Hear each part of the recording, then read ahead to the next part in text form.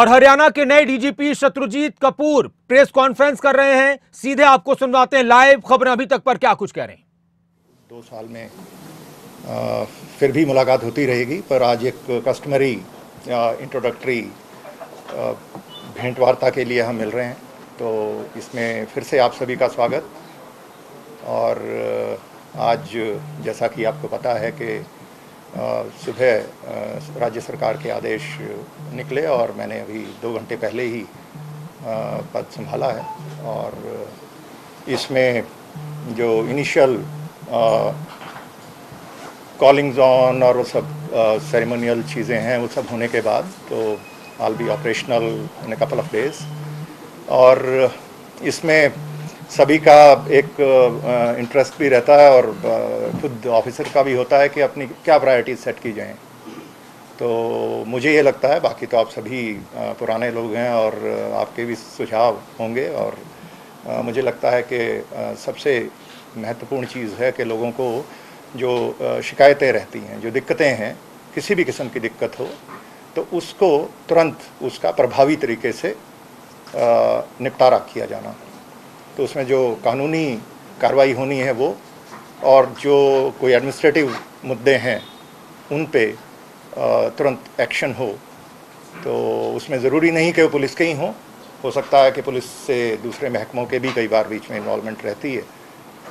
और being the first responder वो complainant police के पास आ जाता है, तो उसमें भी कोशिश ये रहेगी कि हम अपना भी काम ठीक करें, और अगर कहीं और भी मदद की आवश्यकता है तो उसको भी हेल्प मिले और लोगों की दिक्कतें कम हों। तो अल्टीमेटली किसी भी वेलफेयर स्टेट का मकसद यही है कि लोगों को उनकी जो परेशानियां हैं वो कम हों। तो अभी तो मैं अभी जी 5 मिनट बात कर लेते हैं। तो उसमें और दूसरी बड़ी बात यह है कि समाज में कुछ ऐसे वर्ग हैं जिनको ज़्यादा ध्यान की ज़रूरत होती है, तो इनको हम वल्नरेबल ग्रुप्स कह सकते हैं। तो वो मुख्य रूप से 5 ऐसे हमारे वर्ग होते हैं। जो महिलाएं, बच्चे और बुज़ुर्ग, ये 3 ऐसे हमारे वर्ग हैं जो अक्सर क्राइम के या क्रिमिनल एलिमेंट्स के रिसीविंग एंड पे होते हैं। तो उनका खास ध्यान रखना, और साथ में हमारे जो शेड्यूल्ड कास्ट हैं और जो माइनॉरिटीज़ हैं, तो इनको जो दिक्कतें हैं वो ऐसी दिक्कतें होती हैं जो बाकी लोग हम नहीं समझ पाते, तो उन पे तवज्जो देना। तो ये है। और बुलिंग किसी भी किस्म की हो तो उसको ऐसे लोगों को आइडेंटिफाई करना जो दूसरों की मजबूरी का फ़ायदा उठाकर किसी भी वल्नरेबल ग्रुप, चाहे वो महिलाएं हैं, हमारे 50% हैं समाज में, तो उनके लिए बड़ी भारी दिक्कत होती है। तो सिर्फ बच्चियां घर से निकलें तो उनमें एक सेंस ऑफ सिक्योरिटी आनी चाहिए। शाम को जब वो वापस आएँ तो थोड़ा लेट हो जाए तो पेरेंट्स को चिंता ना हो। तो ये एक ऐसा, और ये अकेले कोई पुलिस या कोई सिक्योरिटी एजेंसीज़ की ही अकेले काम करें, इस पे ये संभव नहीं है। तो इसमें सारे समाज की भागीदारी होना बहुत ज़रूरी है, और इस पे काम करेंगे हम। तो बाकी सब जो हमारी इंटरनल वर्किंग है, पुलिस विभाग में एक साफ़ सुथरा एडमिनिस्ट्रेशन देना, और उसमें अच्छे लोगों को, जो बहुत अच्छे लोग हैं, उनको एक कॉन्फिडेंस मिलना चाहिए कि उनके अच्छे काम की तारीफ़ भी होगी, उसको एक्नॉलेज भी किया जाएगा, और उस पर उनको तवज्जो भी मिलेगी। और जो थोड़े ऐसे लोग हैं जिनके काम में सुधार लाने की ज़रूरत है, तो उनको भी प्रेरित करना कि भाई अच्छी तरीके से हम अच्छा काम करने से ही आगे बढ़ेंगे, तो वो भी ज़रूरी है। और इसी तरीके से हमारा जो बहुत सारे जो कानूनी कोर्ट्स के साथ अच्छी कोऑर्डिनेशन, हमारे जो कन्विक्शन रेट को बेहतर करना, इन्वेस्टिगेशंस को बेहतर करना, जो एक हार्डकोर पुलिसिंग की चीज़ें हैं, उस पर मैं बहुत अभी आप सबका समय नहीं लूँगा, पर वो सब प्रायोरिटी रहेंगी। और जो कैपेसिटी बिल्डिंग एक बहुत बड़ा एरिया है जो अक्सर इग्नोर हो जाता है। सिर्फ वर्दी पहनने से और डंडा उठाने से ही कोई उसमें सारे स्किल्स नहीं आ जाते। तो जब तक उनकी अच्छी ट्रेनिंग ना हो तो तभी हम उनसे उम्मीद कर सकते हैं कि अच्छा काम वो करेंगे। तो एक ट्रेनिंग पे बहुत तवज्जो रहेगी, ये मेरा व्यक्तिगत एक प्रायोरिटी रहेगी कि ट्रेनिंग पे हम, और वो चाहे लॉ एंड ऑर्डर के लिए हो और चाहे वो किसी भी इन्वेस्टिगेशन का एरिया हो जहां हमारे कोर पुलिसिंग के एरियाज़ हैं, उनमें हमारे जो 50,000 से भी ज़्यादा की पुलिस फोर्स है, अगर वो बेहतर ट्रेंड होगी तो उसमें हमें लाभ मिलेगा और हम प्रदेश और समाज की बेहतर सेवा कर पाएंगे। तो जो उम्मीदें राज्य सरकार की भी रहती हैं और जनता की भी रहती है, उस पर खरा उतरने के लिए ये सारी चीज़ें अपनी अच्छी नीयत से काम करेंगे और आप सबका सहयोग रहेगा तो उसमें अच्छे रिजल्ट। सर एक सवाल पूछना चाहेंगे।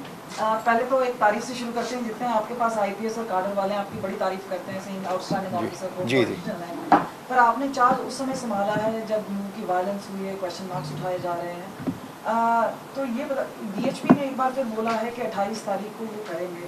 तो सर आप लोगों ने लॉ एंड ऑर्डर के मद्देनज़र क्या सोच विचार किया है कि ये अलाउ किया जाएगा? क्या सोच विचार है स्टेट गवर्नमेंट का या आपका? जैसा कि मैंने बताया अभी 2 घंटा पहले मैंने वो चार्ज संभाला है और ये सारी चीज़ें इस पे सरकार के भी और हमारा जो लोकल एडमिनिस्ट्रेशन है उनके भी संज्ञान में हैं। और जैसा कि हम सब जानते हैं कि ये जो लॉ एंड ऑर्डर का मुद्दा है, इसको डिस्ट्रिक्ट एडमिनिस्ट्रेशन और जो पुलिस का उनका एक कोऑर्डिनेशन रहता है, उसके मुताबिक उसको अच्छे से उसको और बेहतर करेंगे। हमारी एक सपोर्ट रहती है यहाँ से और गाइडेंस भी होती है।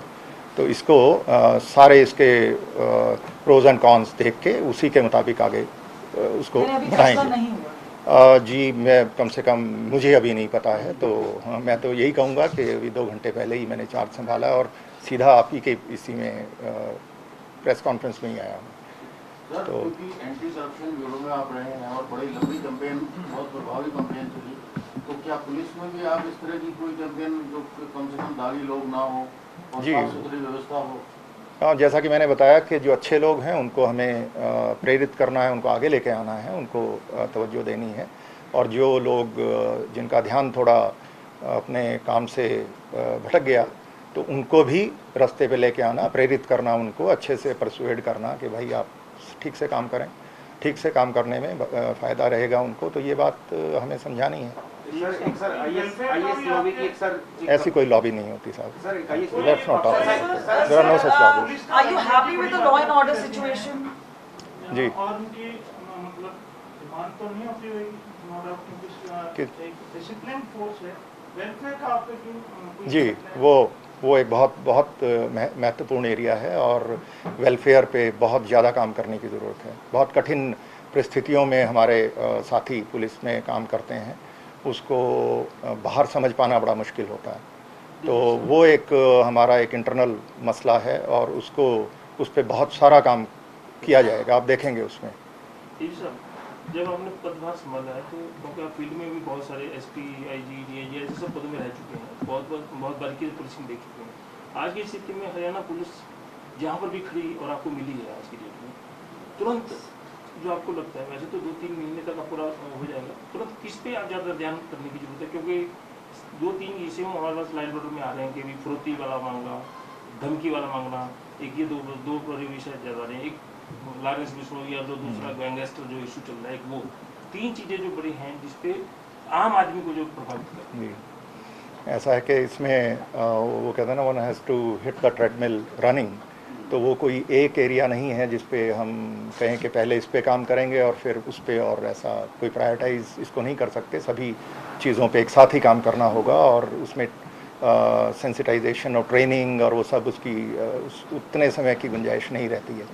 तो ये सारी चीज़ें एक साथ ही होंगी, और क्योंकि जो इंसिडेंट्स हैं वो वेट नहीं करते किसी इंडिविजुअल ऑफिसर का या किसी पुलिस की तैयारी का, तो वो तो हमें हमेशा ही तैयार रहना है और उस पर सब पे काम करेंगे। सर ये जो जैसे कम्युनल फ्लेयर अप हुआ था, यू थिंक कोई रिस्पांस बेटर हो सकता है? जी, चुनौतियां तो हमेशा से ही रही हैं और पुलिस चाहे वो हरियाणा में हो या कहीं भी हो, तो इसमें पुलिस के आगे सबसे बड़ी बात यही होती है कि जो ग्रीवेंस रिड्रेसल है वो हमारा और बेहतर करने की गुंजाइश है। और जो रेस्पॉन्स टाइम है वो बहुत अच्छा हुआ है। पीछे आपने भी देखा 112 का सिस्टम नया लॉन्च हुआ है और उसमें बहुत इन्वेस्टमेंट भी स्टेट गवर्नमेंट ने की है। उसके बाद से बहुत अच्छे उसके रिजल्ट्स रहे हैं। तो रेस्पॉन्स टाइम कम होना जो हर आदमी के लिए, एक आम नागरिक के लिए एक बहुत बड़ी चीज़ है, तो वो है और उसको और बेहतर करेंगे। इसी तरीके से लॉ एंड ऑर्डर के लिए भी कैपेसिटी बिल्डिंग, जैसा मैंने कहा कि वो एक एरिया है जहाँ पे और बेहतर करने की गुंजाइश है।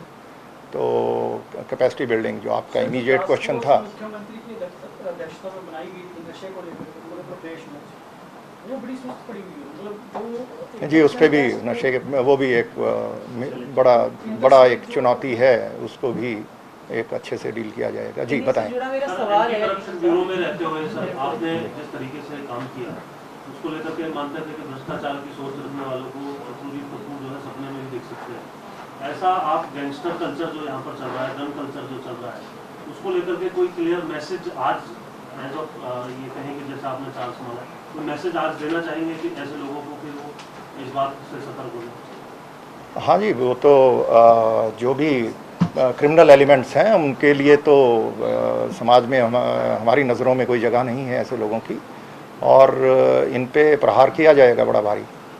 तो ये जैसा कि अभी साहब उठा रहे थे बात के, वही जो गैंगस्टर्स हैं, तो ये एक बड़ी समस्या है और जहाँ भी इन पे जो बेस्ट पॉसिबल होगा वो करेंगे। कानून में बहुत प्रावधान है। सोशल मीडिया का काफी इस्तेमाल किया गया, जैसे बिट्टू बजरंगी है, बिट्टू बजरंगी, एक सवाल पूछने दीजिएगा, बिट्टू बजरंगी को 1 दिन की पीसी दी गई है।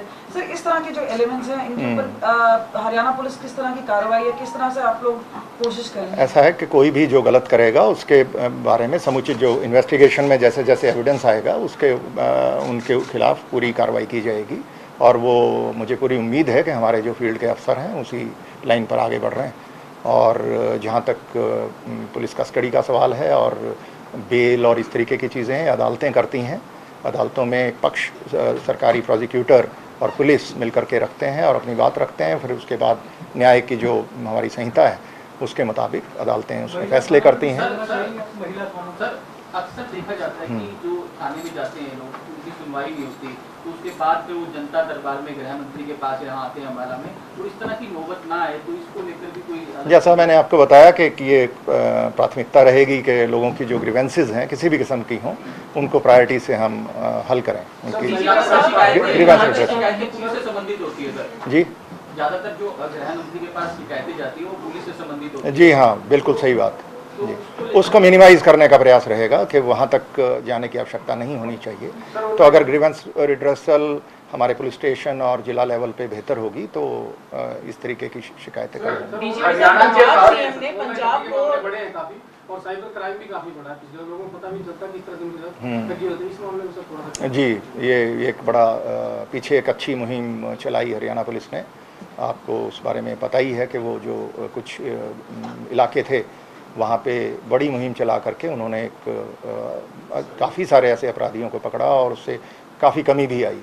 तो ये एक ऑर्गेनाइज तरीके से इसी मुहिम को आगे बढ़ाने की आवश्यकता है। तो और भी जो ऐसे उस इलाके हैं उनको भी आइडेंटिफाई किया जाएगा और उस पर हम इसमें टेलीकॉम रेगुलेटरी अथॉरिटी ट्राई और जो हमारे बैंक्स हैं, बैंक्स के साथ बहुत कोऑर्डिनेशन की ज़रूरत है। बैंक्स का बहुत बड़ा रोल है। राजस्थान के साथ लगता है पर नशे का कारोबार बहुत ज्यादा है, चाहे फतेहबाद सिरसा हो या दूसरा जो पंजाब के साथ पहले उड़ता पंजाब होता था, अब वो पंजाब में सीएम ने वो सारी पंजाब में बहुत अच्छा काम किया था, अब इस साल में फिर भी ठीक हो रहा है उस साइड। अभी इसमें आपने देखा होगा कि स्टेट गवर्नमेंट ने जो हमारी Haryana state narcotic control bureau की स्थापना की है उसको और मजबूत करेंगे। वहाँ मैन पावर और उसको नहीं करेंगे, बेहतर करेंगे। सर पिछले महीने एक घटना हुई मुंह के अंदर हिंसा हुई, अभी 28 तारीख को दोबारा ब्रजमंडल यात्रा को लेकर के मंजूरी मिल गई। आप क्या मैसेज देंगे, क्योंकि सोशल मीडिया का बड़ा रोल रहा, ये बातें अभी फाइंडिंग्स में आई और वहाँ भी जो 2 बार गए उन लोगों को, क्योंकि अब ये स्थिति आपके सामने कह सकते हैं पहली चुनौती के तौर पर होगी इस समय, तो इसको लेकर के आज क्या मैसेज? मेवात का जो एरिया है, मैं बहुत लंबी नौकरी मैंने की है, जो एज एसपी भी गुड़गांव का हिस्सा होता था, तो बहुत शुरुआत में लंबे टाइम तक रहा। कोई ऐसा गांव नहीं जहां मैं ना गया हूं। और आईजी भी रहा वहाँ पे, आईजी साउथ रेंज, और उसमें भी उस दौरान भी वो पब्लिक मेमोरी शॉर्ट होती है, तो वहाँ भी कुछ दंगे हुए थे 2014 में और फिर हथीन में। तो वो इफ़ेक्टिवली उनको डील किया गया था, और इसमें मुझे कोई शक नहीं है कि इनको भी ऐसी कोई भी स्थिति आगे कभी आती है तो उसको इफेक्टिवली डील किया जाएगा। Social media, yes, social media is one area. जी, माइनॉरिटीज़ के बारे में मैंने बताया कि वो 5 प्रायोरिटीज़ में शामिल हैं, वल्नरेबल ग्रुप्स में। सोशल मीडिया में आप कुछ बोलना चाह रहे थे? जी, सोशल मीडिया एक ऐसा, आप समझ सकते हैं कि सोशल मीडिया बहुत ही एक पोटेंट फोर्स बन गया है। पहले वैसे तो जिनके हाथ में कलम है बहुत पावरफुल होते हैं, आपको बताइए, तो अब तो ये समझिए कि हर आदमी के हाथ में आ गई वो। तो वो लिखते हुए बराबर विवेक का इस्तेमाल नहीं कर पाते, कुछ भावनाओं में बह कर के या कुछ भी अपनी प्रेजुडिसेस या अपने जो व्यक्तिगत उनकी ओपिनियंस हैं उनको अपने मैसेजेस में और उसमें हेट कंटेंट आ जाता है। और वो एक बहुत बड़ा एक मुद्दा है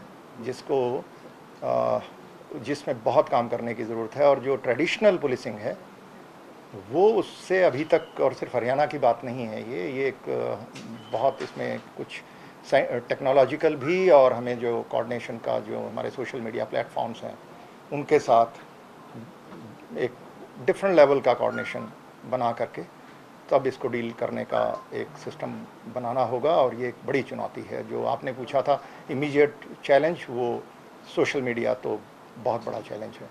डीजी के साथ मेवात हिंसा में अब तक 242 लोगों की गिरफ्तारी हो चुकी है, जैसे कि जानकारी है। लेकिन जो सबसे बड़ी बात है कि पुलिस ने शुरू से ये कहा कि वहाँ एक साजिश हुई है, लेकिन वो साजिश का मास्टरमाइंड क्या है अभी तक पुलिस को ये सारी चीज़ें इन्वेस्टिगेशन में आएंगी। और जैसा मैंने शुरू में ही आपको बताया था कि ये पहली इंट्रोडक्टरी मीटिंग है, और आप सबकी नॉलेज मुझसे ज़्यादा है आज की तारीख में। मुझसे आप पूछोगे कि कितने ट्रैप हुए तो मैं अभी बता दूंगा। जी, वुमेन है, लड़कियां हैं, ये सुरक्षित हों, घर जाएं, ऐसा सेंस प्रिवेल हो। यस, ये एक बड़ी प्रायोरिटी है, बहुत बड़ी प्रायोरिटी है। कुछ जो है वो कैसे क्या होगा जी, वो आप अभी आप मुझे थोड़ा उस पर काम करने दें। कुछ चीज़ें हम अगली प्रेस कॉन्फ्रेंस के लिए रख लेते हैं।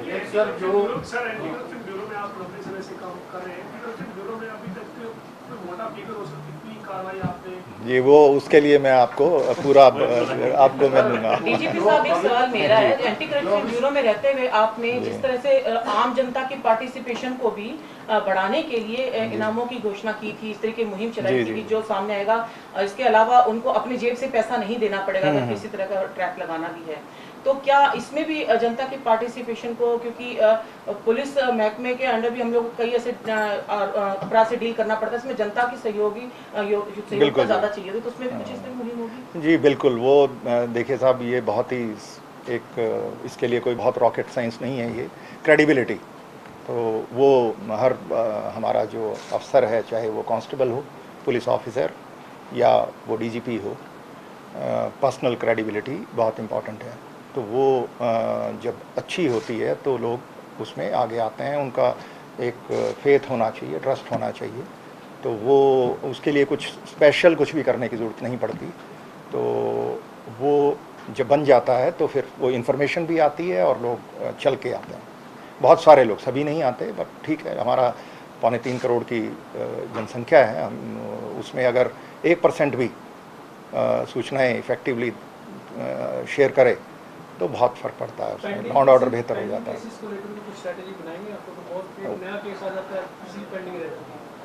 जी, उस पर ये एक ऐसा विषय है जिस पे काफ़ी एनालिसिस और शोध करने की आवश्यकता है। इसमें सर मेरा सवाल ये था, जी, सोशल मीडिया की बात चल रही थी, तो समाज में कुछ शरारती तत्व हैं जो इस तरह के जिलों में दंगा हो रहा है, वो हो रहा है। योगी सरकार ने इनके खिलाफ जो है कैंपेन चलाया हुआ वहाँ की पुलिस ने, तो क्या आप इस तरह का कुछ यहाँ कैंपेन भी शुरू करेंगे इस तरह? हाँ, जैसा मैंने बताया कि सोशल मीडिया तो इस पे ये बड़ी चुनौती है, और इसको इफ़ेक्टिवली हम कैसे प्रभावी एक स्ट्रेटजी बनाएं इस पे हम सब बैठ कर के सभी ऑफिसर्स के साथ ये काम करेंगे। पुलिस विभाग में जो आमतौर पे कहा जाता है, यहाँ जो करप्शन है, क्योंकि आप एंटी करप्शन ब्यूरो से आए हैं तभी सवाल होता है, तो यहाँ के करप्शन को नापने के लिए या उस पर अंकुश लगाने के लिए क्या मतलब रहेगा आपका प्रयास? कुछ इनपुट्स तो पहले भी आपके पास जी, वो इसमें तो ये है कि जो हमारी समय सीमाएं हैं वो बहुत बड़ी चीज़ है कि एक तय समय सीमा में काम हो, उससे ज़्यादा आगे ना जाए। अगर एक ग्रीवेंस है तो उसको 24 घंटे 48 घंटे या जो भी अफसर एक सारे समझते हैं कि ये ठीक है, तो उतना एक बार तय हो गया तो उसमें उसका फैसला कर दें। जब वो लंबा खींचते हैं। इनके सवाल को मैं आगे बढ़ाता हूँ। ईमानदार पुलिसिंग के लिए एंटी करप्शन ब्यूरो में रहते हुए बहुत सारे बेईमान या जो भी मतलब किसी तरीके से भी किसी कानून की परिधि में आया, आपने अपनी तरफ से उसके ऊपर कार्रवाई करी। जब पुलिस के अंदर आप पूरा मतलब हेड ऑफ पुलिस फोर्स हो रहे हैं, तो ईमानदार पुलिसिंग के लिए पुलिस के अंदर जो करप्शन जागे भी है किसी बता रहे, उसके लिए क्या मैसेज है? जी, वो जैसा कि मैंने आपको बताया कि हमें जो बढ़िया लोग हैं, अच्छे लोग हैं और जो थोड़े कमज़ोर हैं, उनमें फ़र्क करना होगा और ये बात उनको स्पष्ट होनी चाहिए। हाँ जी, अब टीम वो ऐसा टीम हमारी जो है वो जो जैसा उनका काम रहेगा, अभी जो चल रही है बिल्कुल चलेगी और उसको जो जैसा काम रहेगा उस हिसाब से उसमें बदलाव किया जाएगा। जैसे गैंगस्टर जो सिर्फ आदमी बदलने से वो जगह बदलने से आदमी नहीं बदलता। जैसे 2006 में माहौल बदलना है। एक अभियान चला था कि अपराधी या तो प्रदेश छोड़ जाएं जी, नहीं तो अपराध छोड़ जाएं जी, तो ऐसा कोई डायरेक्ट मैसेज? हाँ जी, बिल्कुल आपने जो कहा बिल्कुल सही है कि भाई का स्पेशल जो मैसेज विशेष संदेश है अपराधियों को, या तो अपराध छोड़ जाएं या प्रदेश छोड़ जाएं। हाँ बिल्कुल, जो आप दुरुस्त फरमा रहे हैं कि भाई आदमी या तो क्राइम छोड़े या जगह छोड़ दे, तो इस पे सख्ती की जाएगी और you will see the results. बहुत जी, आपको भी ऐसा कोई